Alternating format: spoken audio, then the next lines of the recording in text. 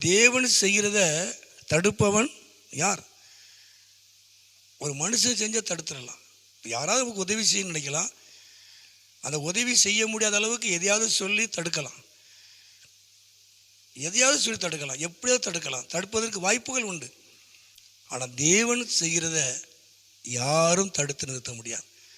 கர்த்தர் உங்களுக்குன்னு செய்ய நினைக்கிறத யாரும் தடுத்து நிறுத்த முடியாது. அவர் சகலத்தையும் செய்ய வல்லவர்.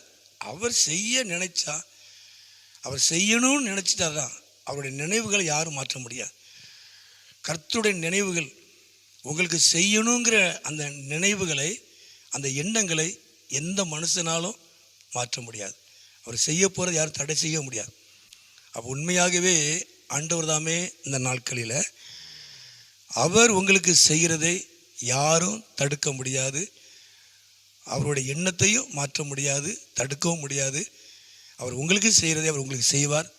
கர்த்தர் உங்களை ஆசீர்வதிப்பார்.